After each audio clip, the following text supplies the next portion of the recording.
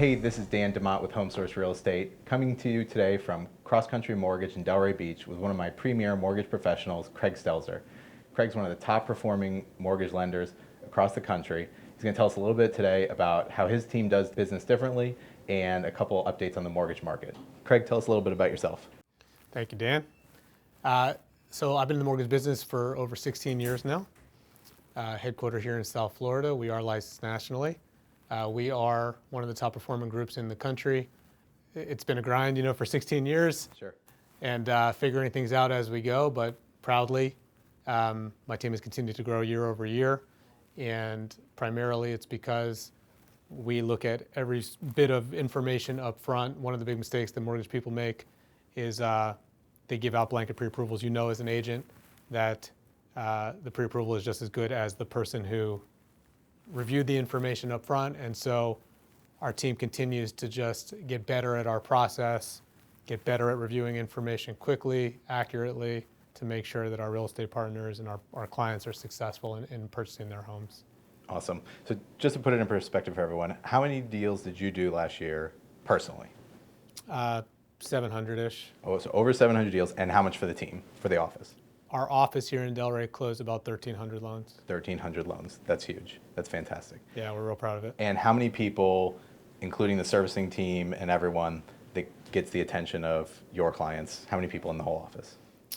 So for my personal production team, we have our upfront sales team, which is myself, my partner Michael Mizrahi, 3 junior loan officers. So there's 5 upfront, and then we have an operations team of another 6 or 7 team members that are a combination of processing managers, administrative assistants. So I would say in total, our total machine just for my production is about 11 people strong. Okay, and for the office? In total, we have about 25 employees. So 25 people. That's a lot of horsepower going behind your loan processing. Indeed. That's fantastic. So we're here January 2020. Tell me a little bit about where is the mortgage market today? Sure, great question. And so I actually am very, very excited about where the mortgage business is headed for 2020 in South Florida. Okay. And reason being, as the tax laws changed, we already see a migration of people from north to south. Sure. But as they've limited the amount that people can deduct for sales tax, or for property tax rather, to $10,000, and in addition to most other states having state income tax, it's just getting more and more enticing for people to move to South Florida. So we're seeing a lot more people move to South Florida, a lot of younger people moving to South Florida. And so they just recently increased the loan amount limits for conventional mortgages to $510,400 for 2020. That's huge for this market. Unbelievable for this market. So what that means really is a first-time buyer can buy a house for about $525,000 or so with 3% down. That's great. Which opens it up as the floor goes up for our home prices here. Yep, absolutely. Right, and also the FHA recently announced for Palm Beach County, you can finance $373,750, puts people at about a $390,000 purchase price with 3.5% down. Okay. And the FHA allows for people to go down to a 580 score. Wow. With 3.5% down. So between these programs, if someone's buying for less than $500,000 or less than $525,000, it's pretty easy. It's pretty liberal for qualification. It's pretty exciting. So a lot opening up on the easier to qualify, as well as getting the prices up. So those are the good, and I think that as the market has completely corrected from years past, the cycle 10 years ago, underwriting's gotten a lot more predictable. Okay. We have the same underwriters on our files, the same processors touching loans, and with the amount of repetitions that we have, we know what people are going to need for the process. There's very rarely is there things that come out of left field for people's qualification. Sure. So I feel that now more than ever, loans are much more predictable. Okay. I wouldn't say necessarily that it's easier because people still need to document everything that goes on with the loan, but it's more consistent. Okay. So we're talking a bit about the process of getting through a loan approval, and that's a question I get all the time. What do I need to get started? Someone's ready to buy their first house or upgrade, to their next family home. One of the things I love about working with you is I know if someone has worked with you and your team, when I get that pre-approval letter, that loan is going to be good. So tell us a little bit about what does someone need to get started and how your process works getting to that pre-approval. The process starts with a phone consultation. We'll talk to a buyer versus say sending someone to some online application that's impersonal. We'll actually talk to our clients for whatever it is, 5, 10, sometimes as much as 30 minutes up front. And what we're doing there is just assessing their specific needs. If you were a fly on the wall here, you would hear me say 20 times a day, qualification and affordability are mutually exclusive, right? And so what we're trying to assess is what someone's budget is, because I may come back to someone and say their qualification is here. They may say, that's fantastic. I'm only comfortable paying here. Yeah, sure. And so I feel our process takes the time to understand what people are looking to accomplish. And so we'll interview someone and talk about their assets. We'll talk about their income. We'll talk about any past credit things that may have come up in the past that they're concerned about. And we'll take careful notes. We'll memorialize our phone call in an email back to the client afterwards. From there, we'll ask for specific documentation that we may need to complete our analysis. Okay, and then once we're done and we've reviewed everything, we've looked at credit, we've verified assets, we've verified how much they're comfortable spending, regardless of how much they have.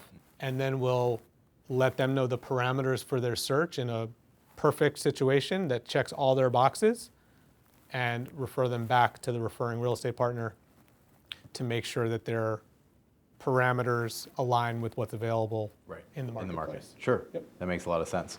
So one of the other questions I get a lot of time, and I think there's been some updates with the FHA guidelines, and it also affects the down payments, is qualifications for buying a condo versus a townhouse and a single family. Can you give us a little bit of update on where is that? What kind of down payments do people need to do a condo versus a townhouse or a single family home? Sure. So if we're talking specifically about FHA, it used to be you can only finance a condo using FHA financing if the condo was already on the FHA approved list, which in Palm Beach County narrows it to 5 or 6 condos countywide. Sure.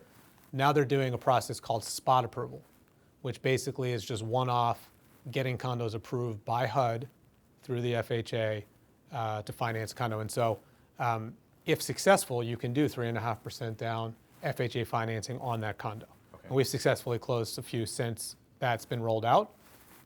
More common is conventional financing. Yep. So on a conventional loan, first-time buyer, the borrower has to qualify, the condo has to qualify, and then third, the condo has to allow in their bylaws for someone to buy with 3% down. Right. So it's actually 3 different checks. Because I've actually had in the past, and I'll never make this mistake twice, I had a deal get clear to close. I'll never forget it, in Hollywood, Florida. 5% down loan, clear to close, condo met all the eligibility.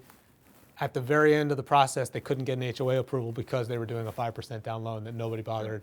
You know, it got past all of us. And so sure. So that's a great point, and that's where it really takes someone who has the quality and experience that you and your team have, as well as working with a real estate company who has those same experiences, because that's where a lot of interface with real estate agents. A lot of what I do is getting those documents for you for the HOA. Team. Yeah, you need a really quality team. So that's a great point. I'll back that up also with, in order for anyone to buy a condo with less than 25% down, the condo has to have some real specific qualifications. Generally, we just look for no major structural litigations and a certain amount of reserves in their budget. Sure. So basically, our interests are aligned with our borrowers. We want to make sure that someone's buying in a place that's not going to be subject to any unknown assessments that could push them into foreclosure. Yep. We do have a special program for primary borrowers with a 680 credit score with 10% down regardless of the budget. So aligning with the borrowers takes me to another interesting thought, which is a lot of times I get people calling me. Prices have gone up a lot over the past few years, as we all know, in this market. And there are properties that are coming to market which need some work. They're great, they offer great value, but they really need some improvements, some renovation. So along that theme of aligning with borrowers, I know that you have some restrictions or some ideas for if someone's looking at a property that needs renovation, there are certain red flags that would prevent them from getting conventional financing. Sure. Can we go over a couple of what those items are? Yeah, absolutely. Great question. So major ones tend to be related to water damage. Okay. So I always recommend for realtors, borrowers, walk through the house, look at the ceiling, look for any clear evidence of past water damage, because when an appraiser comes through the house, a lot of times people buy houses knowing that the roof needs to be replaced or that it's going to need work at some point, but they're okay with that. But if our appraiser goes through the house and they see a water spot on the ceiling or they see evidence of water damage, they're gonna flag the appraisal and require a clear roof certificate to finance. Okay. Okay, and so that's where you'll have issues getting finance. So that's a big red flag. Big How one. about things like flooring, appliances? So generally, appliances are fine. Appliances don't have to be in. We look for safety issues, Okay. right? So if there's a bathroom that's ripped out, or if there's exposed wiring in the wall, or if there's, again, water damage or mold on the walls or broken windows with sharp glass, like things that are clear hazard issues. Or a big one is a pool that's not full, Okay. and you've got this huge hole in the backyard. Yep, Things absolutely. like that. And I half laugh, but I've seen it a lot. Yeah, sure. And I'm sure you have too. Yeah, But absolutely. so generally, you want to think about safety, and so we don't want to lend on something that has known safety issues. Now, if someone is aware of these issues and is buying the place as is, knowing they're getting a good deal and they're going to have to rehab the property, there's still ways to finance. Sure. And so a lot of times, it could involve maybe escrow holdback, meaning at closing, there's $20,000 worth of work that needs to be done. We'll require the borrower to escrow at closing that amount plus a small buffer. We'll get a couple bids from contractors. We'll release those funds, pay the contractors as soon as the work is done. Okay. So that's a lot of flexibility. Yep. Another one is there's actually renovation financing. Okay. Someone could buy something and they can wrap the renovation cost into their loan. I usually explain it more like a last resort. The reason being renovation loans can tend to be a little bit more expensive for borrowers, and there's less expensive ways to get the same thing accomplished, whether if it's escrow holdback. Sometimes the renovation is more aesthetic, not safety. Yes. And so people can buy with, let's say they wanted to do 20% down, we'll just get them a 10% down loan or a 5% down loan. So effectively, we're financing their reno at a lower cost. Okay. Or they can get into the place and there's another type of loan they can get afterwards just specifically for the reno. Okay.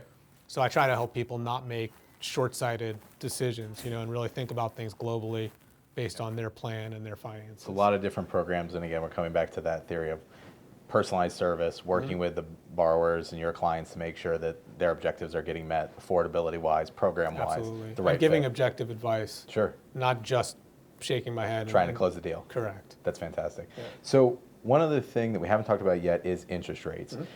Couple thoughts there, and then I'll let you take it. But one thing was, if we go back a year ago, right, rates had gone up substantially. They fell a lot over the course of 2019. So I'd like to know, where you see rates right now, where you think they're going, in the short term. None of us have a crystal ball. And then as a follow-up to that is refinances. With rates being low, what time periods, if someone bought a property over the past 5-10 years and maybe they were going to consider a sale, but it might not be the right time, but they need to free up some equity, who should be considering a refinance based on where the rates are today? Sure. Yeah, so 30-year rates, conventional loans, jumbo loans are teetering between about 3.625 and 3.875 on any given day for good credit scores, which is incredible historically and just in general. 15-year rates are closer to 3, 20-year rates are right in the middle. Government-backed loans, FHA, VA loans are even lower than that. 30-year rates are around 3.5 or lower.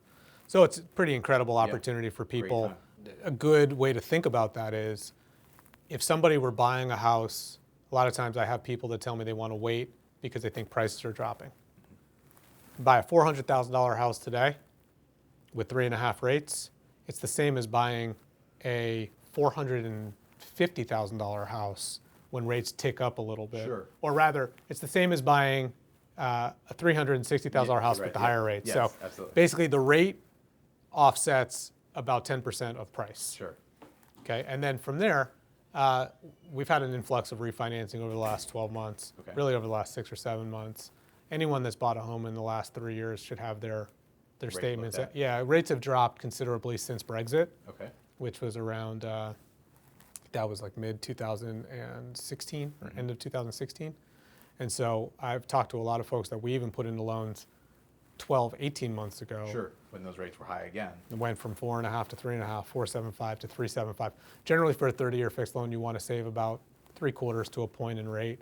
The bigger the loan amount, the easier it is to recapture the savings. The smaller the loan amount, you really need a bigger rate drop. Sure. So, you know, your $300,000, $400,000, $500,000 borrowers could definitely benefit from a refi with about a half to a three-quarter drop in rate. Yep. Versus, say, a $150,000 loan where you really need a bigger savings.